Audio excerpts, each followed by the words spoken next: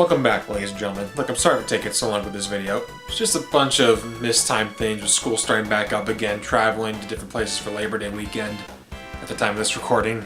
It's just everything that happened at once did happen at once, and it just kept me from doing this review. It kept pushing it back on the schedule.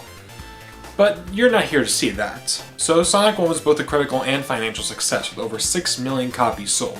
That would obviously put a lot of pressure on really any game developer to make a good sequel. However, that pressure apparently did not affect Sega in the slightest when developing Sonic the Hedgehog 2. And considering this game's reputation, do I even really need to review? I mean, you all know what this is.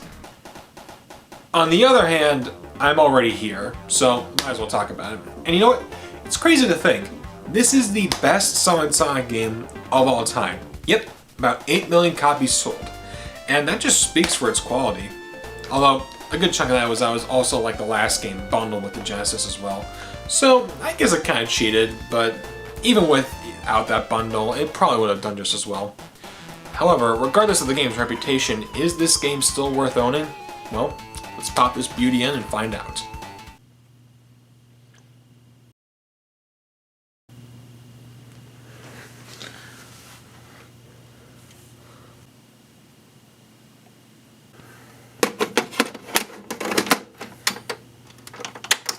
Like last time, let's talk about the plot first. Sonic and Robotnik are back, but this time Robotnik has a new plan he wants to put into motion, and that is the Death Egg robot, a giant space station that does stuff. Yeah, we really don't see what this thing does in this game, aside from being a Death Star wannabe, only with a mustache, and less Disney on it. But the Death Egg isn't the only new thing added in this game, for we have a new staple character in the Sonic series, and that, good people, is known as Tails the Fox. Well, that's his nickname that Sonic gave him, for his real name is Miles Prower. Get it? Like, miles per hour? Yeah, it was never really that funny. But on a serious note, I think Tails was a great addition to the series. He's kind of like the little brother of these games, which makes sense seeing how Sonic and Tails have always seen each other as brothers. And to go off topic for 1 second, I love their relationship in the comics. There's a lot of really funny and actually kind of touching moments between them. I always enjoy when they got stuff like this right. Anyway, let's get back on topic and talk about the gameplay. When transitioning to Sonic 2, not too much has been changed to the overall playstyle. Speed and momentum is still a big factor of the game like last time. However, it goes out of its way to fix what was wrong with the first game and add just enough to the control to make it seem fresh. One example of this is the Super Spin Dash. This is a method for you to pick up speed easily, but it doesn't always remain at the same speed. You need to keep that certain momentum/speed going by, for lack of a better term, being good at the game. By that, I mean you have to go along your intended pathway and dodge all the obstacles in your way.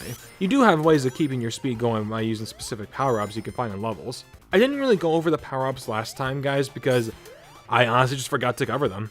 But I guess it is kind of worth covering them now. You can find power-ups in stages via these little monitors. These can range from a shield, which gives Sonic an extra hit, to 10 rings, to a pair of sneakers, which increases your speed dramatically. Not that that last one really matters, since Sonic is a lot faster in this game. They got rid of the speed cap that was in the last game, so now we have a Sonic that controls even better than last time.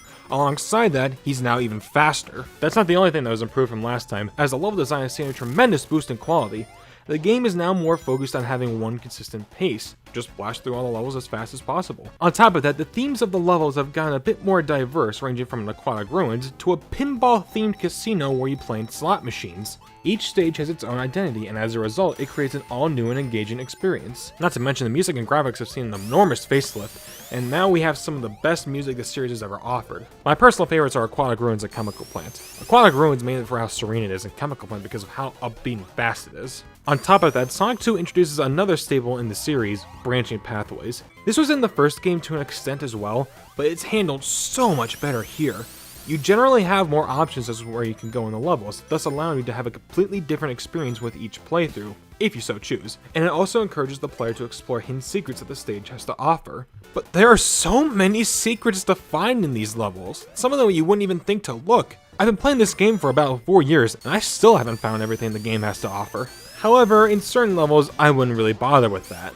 Mainly Oil Ocean and Metropolis Zone. The main reason for disliking these stages is the fact that they're constantly blindsided by enemies in this stage, mostly in Metropolis Zone. This stage contains my most hated enemies in Sonic history, Slicers and Shellcrackers. God, I hate these enemies.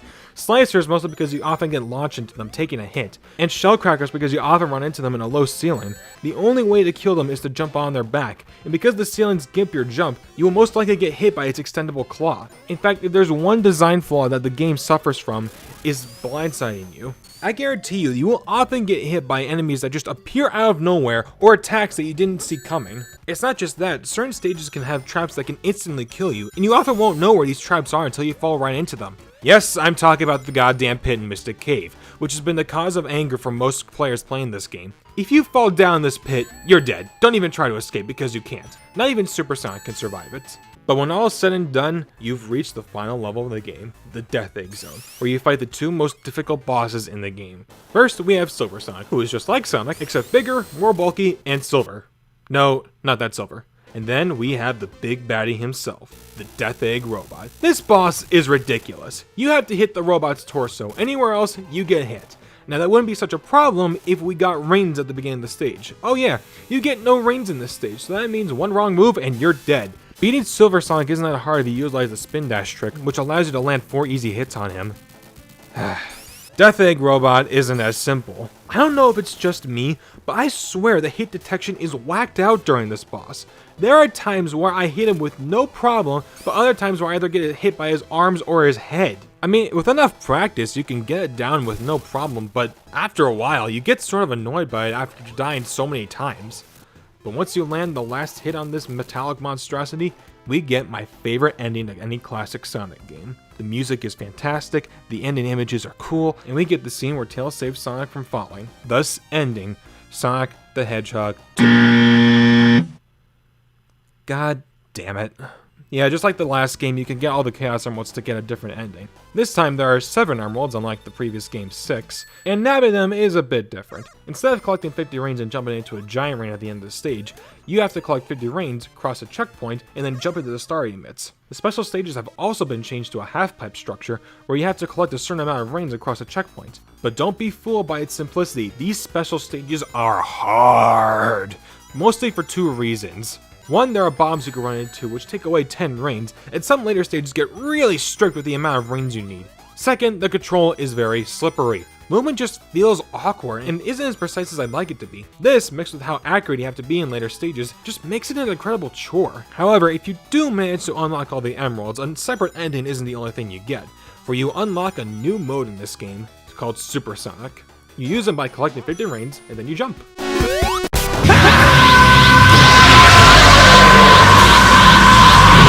Okay, that's not what happens, but come on, can you really tell the difference? Super Sonic, at its core, is just Sonic, only twice as fast, jumps twice as high, and is invincible.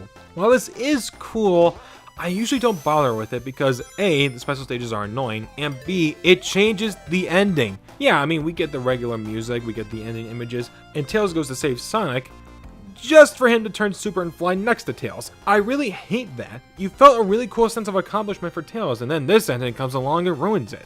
However, this ending is optional, so you don't have to bother with it. I usually don't, and many people I talk to who've played this game don't really either, but at the same time, I'm not really that big a fan of it. I don't really know how to segue into this, but Sonic 2 actually offers some multiplayer options. During the single player, you can plug in a second controller to control Tails. This hasn't exactly aged as well as I would hope, and it is a bit awkward to handle since the screen usually follows Sonic. But it is admittedly charming. But the actual split-screen multiplayer race kinda sucks. The graphics are significantly worse, and there's so much slowdown because of the amount of stuff that's crammed on the screen at once. What was their mindset when making this? Alright, sir, what other multiplayer option did you want again?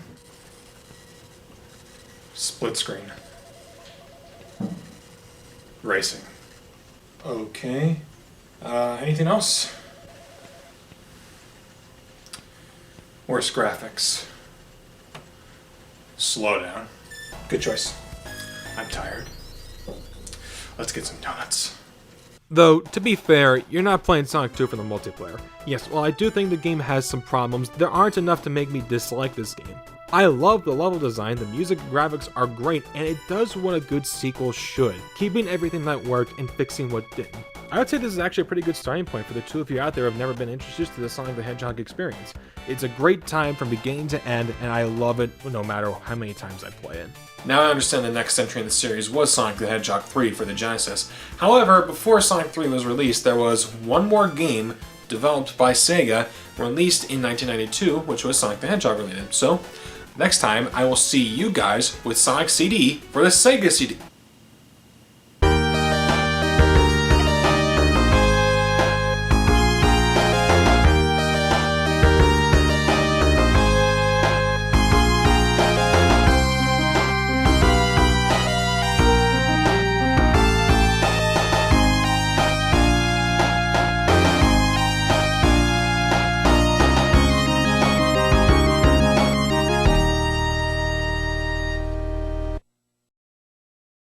And that would obviously put a lot of pressure in the developer's hands to make a sequel. However, apparently that pressure did not affect Sega in the slightest when creating Sonic the Hedgehog 2. I'm holding the box backwards. God damn it.